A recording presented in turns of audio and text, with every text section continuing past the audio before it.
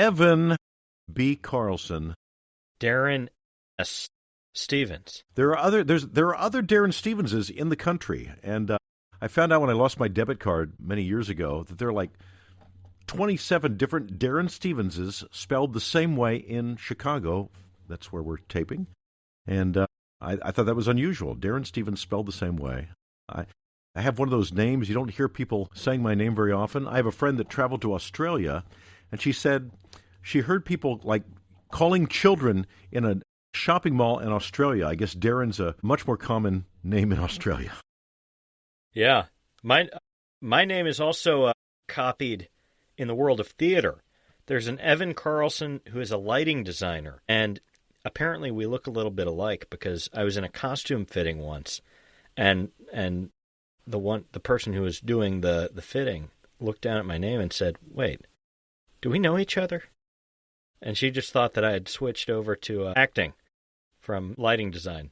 You know, there's so many, you can choose acting over so many other careers. You know, I'm still waiting for my accountancy career to take off. I think there's still time for me to get into accounting. It'll just come with practice. Yeah, a little make practice. Something of myself, although I realistically have no math skill. Well, we've got a great poem today. Evan is generally our content manager for The Poetic Turn. Hey, everybody, welcome to The Poetic Turn. We're going to have a new graphic design soon. We have a new website up called, that website is thepoeticturn.com. Turn spelled T-U-R-N, although the bird in our logo is a tern, T-E-R-N, but a very, very clever little graphic idea. Yes, yes, indeed. Thepoeticturn.com. So if you go to thepoeticturn.com, you'll hear us. And we'll say this, we got to say this every time.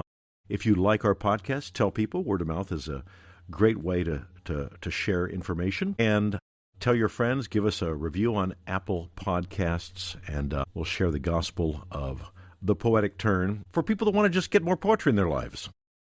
Yeah. Why not, Evan? Why not? Why not? Well, one reason might be it's hard, it's difficult. What's so that's hard? Why we bring it right to you, right to your ears. Yeah. We're a couple of poetry enthusiasts. Sure, Evan's written some poems. I've written some poems in the course of a long life. But, we're going to have guests who are poets. We've already had one amazing guest who is a poet in this in the podcast, Dan Smart. And we'll have other poets. But we're really poetry enthusiasts. We love poetry, want to share our love for poetry, want to bring people into poetry if it's not been a part of your life. Stick with us, and we'll guide you to some poems we like. I don't think, Evan, do you think we'll ever guide people to poems we don't like? I don't know.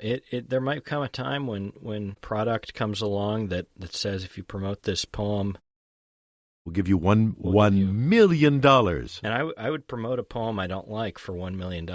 Yeah, it's a terrible thing, Evan, but we're not like those other poetry podcasts that promote poems for $500,000 here or $10,000 there. We're not like those other podcasts. Yeah. We're the only poetry podcast without big money behind us. That's right. Yeah. I mean, we're not gonna suck on the teat of big poem to create our podcast. The Poetry Foundation is not sponsoring us. We're doing this for the But they're wonderful. They're wonderful. But they're wonderful. The Poetry Foundation is really wonderful. But we're sharing this because we love poetry. People don't these days. If you're smart and you're not a celebrity, you don't get into podcasting for the dollars. You get into it because you're sharing something you love. And the ego. And, well, it's a little bit of ego, too. Yeah. With voices like ours, Evan. Exactly. Got to have some ego if you're an actor with voices like ours. Well, let's get right to it. Yeah. Well, today we've got a poem by, I can safely say this is my favorite poet, Austin Smith. He wrote what probably is my favorite book of poetry, which is Almanac by Austin Smith. And, I reached out to him. I appreciate his permission to read his poetry on here, and I'm glad we get to, because he's a great guy, a great poet. And you've met Austin Smith? Only online and through his poetry. I hope to meet him in person one day, and maybe even have him on the podcast. We're angling for that. We're trying to make that happen. We are. And, of course, we'll include a link to this poem in the show notes. And where to buy this book, Almanac, because it is before we read the poem, I mean, this book, it's like a page-turner novel because his last lines are always so good that you just want to read the next ones to see what that last line will be. It's just fantastic. And this poem is a good example of that, as we'll see. Yeah, so why don't we take it away? Darren, you want to read this one? Sure, I'll start off today. We generally read a poem, talk about it, and then read it again at the end of the podcast. And so I'll start today. It's my turn to start. Okay. The Mummy in the Freeport Art Museum by Austin Smith. Amongst the masterpieces of the small town, Picassos and Van Goghs and photographs of the rural poor and busts of dead Greeks, or the molds of busts donated by the Art Institute of Chicago to this dying town's little museum, there was a mummy, a real mummy, laid out in a dim-lit room by himself.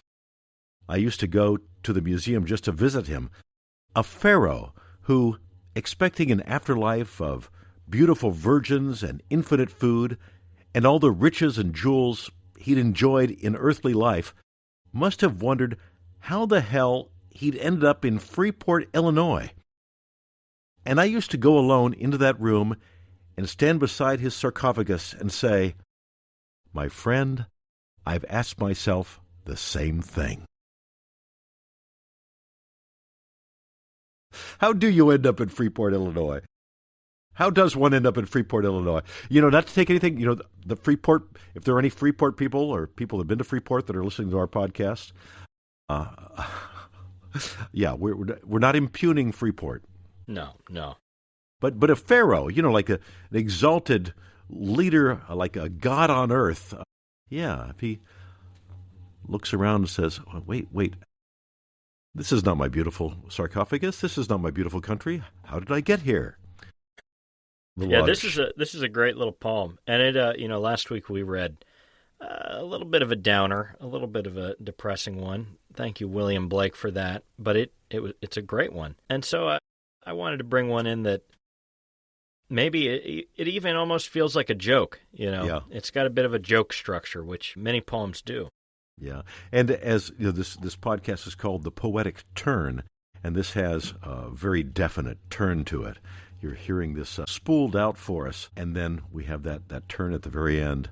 I used to go alone into that room and stand beside his sarcophagus. So we have this pharaoh. He'd enjoy all the stuff he's buried with, these things he had in his earthly life. This exalted person, and must have wondered how the hell he'd ended up in Freeport, Illinois. And that last line, my friend, I've asked myself the same thing. How on earth? And it's funny, but it also makes it a little bit personal, because now it's like, I'm stuck in Freeport, Illinois.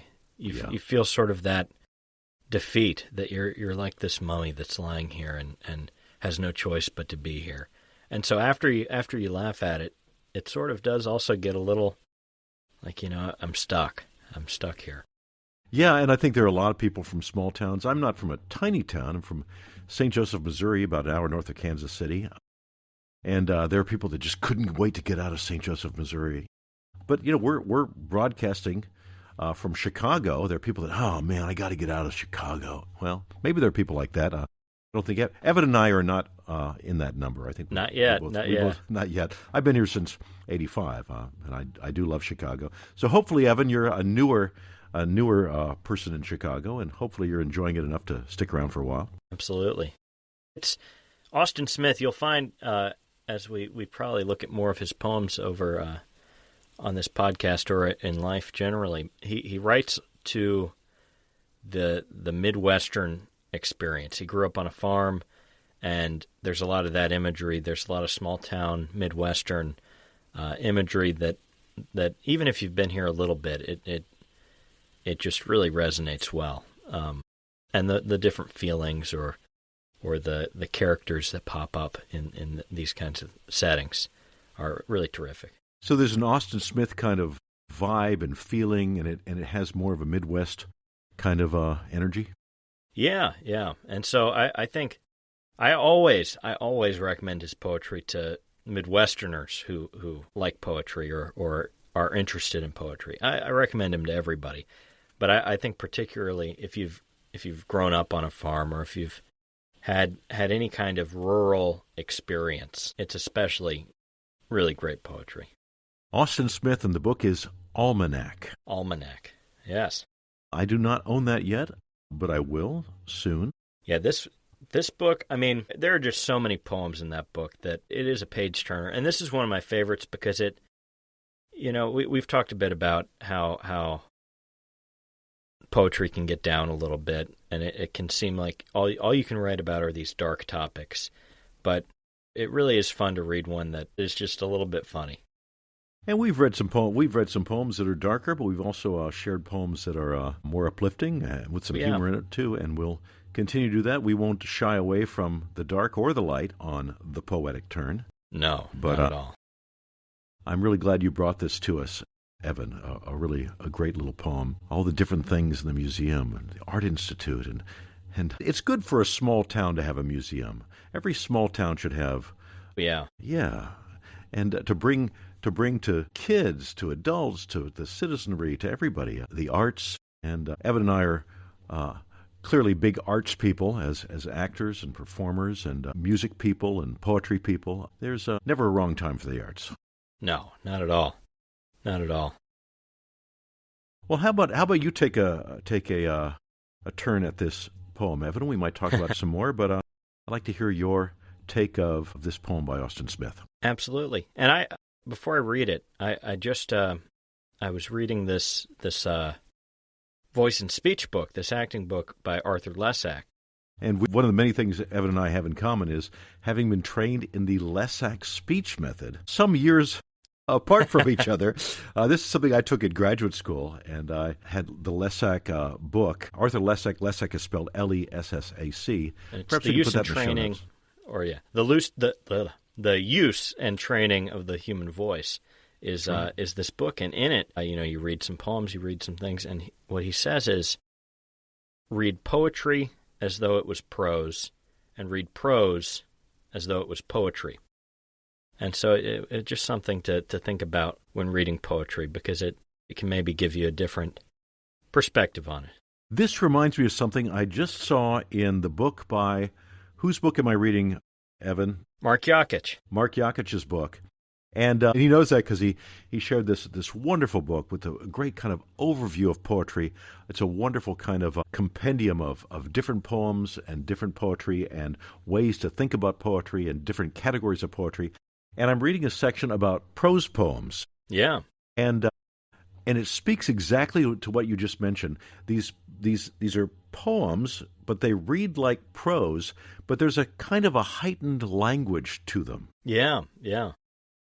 And I'm going to find in that book right now, and if I have to delete the pause that I'm going to put in our podcast right this second, but there's a quote from Mark Yakich's book that I thought was really interesting. Here it is. What poets bring to narrative is their poetic, in parentheses, read unfamiliar, subtlety or brandishing. And I highlighted this. What poets bring to narrative, like narrative poems, is their poetic, read unfamiliar, subtlety or brandishing. So that indicates, Evan, that the poetic line, poetic language, what makes it poetic in his take on it is that it's unfamiliar. If you're constructing verbiage and it has a poetic feel, there's something unfamiliar about that. Could you speak to that? Yeah. Well, I mean, we look at this poem here, and I think it has to do with what's expected and what is unexpected. And so this poem could read as a description of all this, and then I used to go alone to that room and stand beside his sarcophagus and say something like, you lived a great life. It could be that. It could be, and say, I wish I were you. Any number of things could be that last line. But in this poem, the sort of poetic sensibility is able to take all this and turn it on its head a little bit. Yeah. And make that turn to something that we can that we're startled by, that's unfamiliar, that's surprising and interesting. Well, because wouldn't it be so much more boring if it was just this description of everything, and then it was also just, I stood beside his sarcophagus, and felt time as it surrounded me. Yeah. You know? Big whoop. Yeah. Who cares? Yeah. All right. Not nearly as interesting. Yeah. Well, let's go ahead. This is Evan Carlson, my co-host, reading the poem. The Mummy in the Freeport Art Museum. Amongst the masterpieces of the small-town Picassos and Van Goghs, and photographs of the rural poor, and busts of dead Greeks, or the molds of busts donated by the Art Institute of Chicago to this dying town's little museum, there was a mummy, a real mummy, laid out in a dim-lit room by himself. I used to go to the museum just to visit him, a pharaoh who, expecting an afterlife of beautiful virgins and infinite food and all the riches and jewels he'd enjoyed in earthly life, must have wondered how the hell he'd ended up in Freeport, Illinois. And I used to go alone into that room and stand beside his sarcophagus and say, "My friend, I've asked myself the same thing." How on earth? You go down 90 and take a left and I don't know the actual directions, but how do you end up in Freeport? How do you, how does a mummy end up in Freeport? I guess it'd have to fly. You can't just, Yeah. So if anybody wants to write to Austin Smith to tell him how it is that a mummy can get there, he can take this poem out of his book. He no longer needs to have this out there. Because then we would know. Then we would know. Yeah, there was an airplane. There was a flight in '74. It went to Chicago and then went over road, tractor trailer truck to Freeport. Who knows? Who knows how that mummy got there? What many people don't know is that poetry often is written because poets don't know how to use Google. And so they write poems to figure out answers, and unfortunately, they seldom get answers. Yeah, but we're happy that he is asking that question that we can enjoy. Exactly. These years later, how many years after the death of the mummy, or death of the pharaoh? Well, a great poem by Austin Smith, and I'm going to go after we do our recording today. I'm going to go get the book Almanac by Austin Smith and read some of these poems. Yeah, there are just some great ones. I need to reread that soon. Excellent. Well, you'll likely see stuff that will make it back into the Poetic Turn here. And if you've been listening to us or watching whatever graphic we put on YouTube while you're hearing our voices, thank you so much for listening to the Poetic Turn today. And thanks, Evan, for bringing this poem to us. Yes, and thank you to Austin Smith for giving us permission to read The Mummy in the Freeport Art Museum. Excellent. Well, Evan, until next time, we'll do this again. Thanks, everybody, for listening. Thank you, Evan. Thank you all.